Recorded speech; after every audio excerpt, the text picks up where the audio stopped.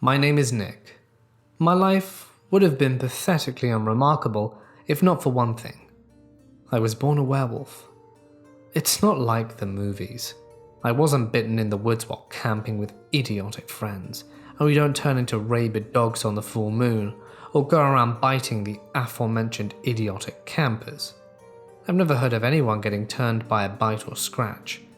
There's a rumor that's how the curse was spread at the dawn of time, but I don't remember ever caring. It's genetic, almost untraceable.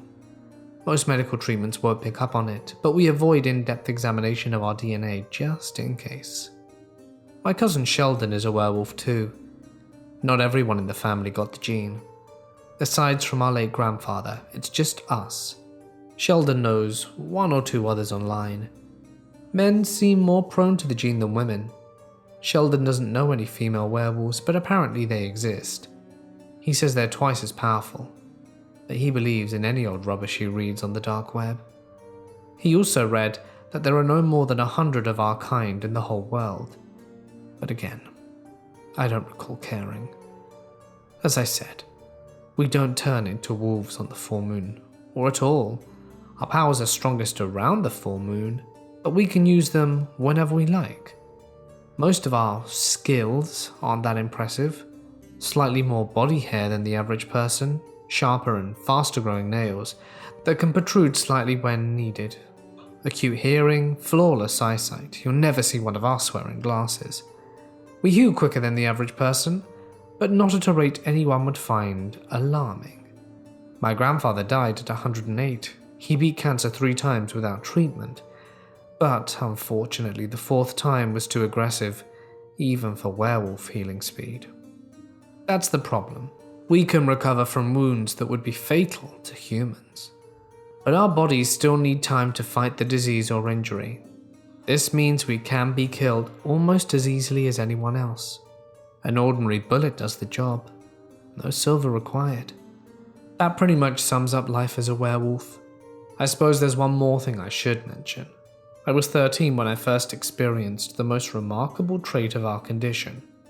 Gramps didn't tell me about the werewolf gene until I was 15, so the experience was confusing as hell. I was walking down the school corridors with my mates. We were planning to ditch our lesson and go to the park instead. Lesson had already started, so we were the only ones about. Suddenly the corridor vanished, and I found myself in the toilets with Troy Parker in my face. He was this arsehole a few years above me, and we did our best to stay out of his way. It was disgusting. I could almost taste the stale cigarettes on his breath. His spit hit my face when he called me a whore and said whores get what they deserve. I tried to move, but I couldn't feel my body. It was like I wasn't really there, sort of like a dream. Then I heard my friends repeating my name and I was back in the corridor. My mates were asking if I was ill, but I ignored them. The girls' toilets were just ahead of us on the right. On instinct, I went in. My mates followed, still asking what was going on. One was muttering that I had gone crazy and perhaps they shouldn't hang out with me anymore. Troy was in the toilets, pinning Roxanne Maxwell against the wall. It's lucky my mates were there because I couldn't have fought him off alone. He took off when we realized it was 7 of us, and Roxanne was terrified. At first, I thought it was because of Troy, but she was staring at me and looked at me like I was a freak. I didn't understand how. I knew she was there. My mate Rob thought it was a glitch in the Matrix, whatever that means. A year later, I was walking back to Rob's place after a house party. It was gone midnight. It was the first time I had been drunk and high, and I abruptly found myself in an abandoned warehouse. There was yelling. A masked assailant rushed towards me with a machete, like something from a low-budget horror movie, and I braced myself for impact, but felt nothing. Then I was lying on the ground, Rob laughing as he drunkenly pulled me up. Like an idiot, I didn't associate this with the Roxanne incident, and assumed it was a combination of drugs and alcohol. I thought I had briefly passed out and had some kind of nightmare. The next day, the news reported that the body of a young man had been found in a disused warehouse about a mile from where I had been the night before. He had been fatally wounded by a large blade. possibly a machete. I couldn't have done anything. I was nearly a mile away and he was killed within 30 seconds of my vision. I couldn't have got there in the time even if I had realized what was going on. But I started to piece things together. It was like I could see through the eyes of victims when they needed help most. They call, and I come. I thought I was psychic, until Gramps sat us down and told us about the werewolf gene. Sheldon had a hard time believing him. For months he thought Gramps had gone senile, and I believed it instantly. I told Gramps about Roxanne and the murdered man, and he said something similar had happened to him. He was once able to save a child from drowning. Sheldon finally accepted the truth when it happened to him. His friend Bex thought some guy was following her. Turns out the man was just walking in the same direction. Bex is always hanging around Sheldon like a fly to a carcass. She's probably in love with him, but he's gay. Anyway, I had a few more visions over the years. Sometimes I could help, sometimes not. It never happened outside of a 1-mile radius or in a non-emergency situation. It was 2:30 at night when this happened. Sheldon persuaded me to go to Bex's cousin's friend's neighbor's party. I didn't want to go because it was in the city, and we had to catch 3 trains to get out of our dead-end town, none of us wanting to forfeit a free bar to be designated driver. We were too broke to get a taxi. The party sucked. We didn't know anyone and it turned out to be bring your own bottle. Should have figured Bex didn't know her cousin's neighbor that well. The alleged free bar had been Chinese whispers. So we were pretty much sober, and Sheldon ran to the nearest off-license. But as I said, we were broke. Werewolves also have a higher alcohol tolerance than humans.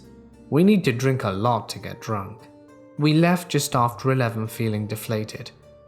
And at that time of night, there was 40 minutes to wait for our last train. I needed to slash after Sheldon's cheap booze. The small train station didn't have any restrooms, so I decided to wander over to the public toilets, a 5-minute walk away. The streets were almost deserted. The town next to ours on the train line is equally run down. The public restrooms were unlocked. Hell, there wasn't even a door, so I went inside. I did my business and left the grimy restroom. That's when they jumped me. I was smacked round the head with something the moment I stepped back into the night. They must have been waiting, pressed against the wall. My nails jutted out, but I couldn't get a clear strike at my assailants. It's hard to aim when your vision is like a fairground ride. I was dragged back into the restroom. I hoped a passing Samaritan would help me, but there were no shops open, no nightlife, and no reason at all for anyone to be out. There were at least 3 of them.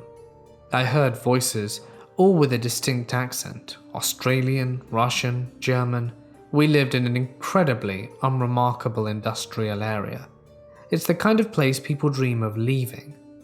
There's next to no tourism, and I found it odd that 3 men of different nationalities would visit the same area at the same time, let alone together. My vision settled a little. I noticed that they were wearing socks with no shoes, probably so I wouldn't hear them following me. I kicked myself because I would have noticed if I'd have been paying more attention to my surroundings, shoes or no shoes. I couldn't make out everything they were saying because I was drifting in and out of consciousness, but the German boy called me Wolf Boy and I went numb with panic when I realized they knew. I wondered if Sheldon's excursions on the dark web led them to us. A blade tore my body open from neck to navel.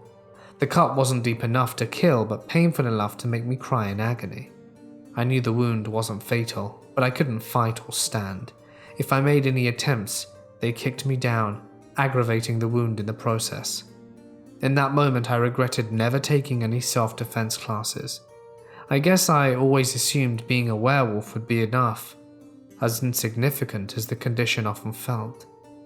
I must have stayed this way for 10 minutes.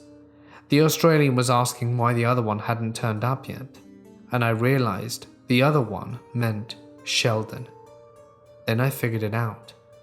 They thought I would call Sheldon the same way Roxanne Maxwell called me all those years ago. I laughed.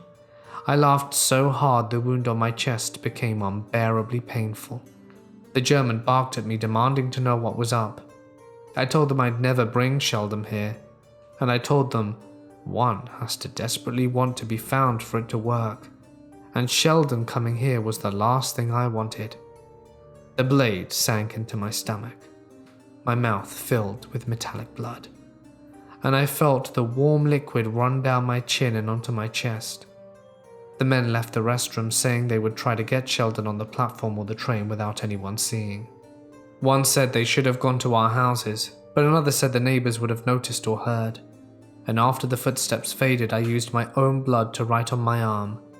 It said, "Run, don't go home." I held my arm in front of my face and focused on the words. Then I let Sheldon see. I could feel him in my head. It was a strange sensation, almost alien. This must have been why Roxanne was so frightened. She felt me invade her mind and see through her eyes. Sheldon stayed until the darkness claimed me.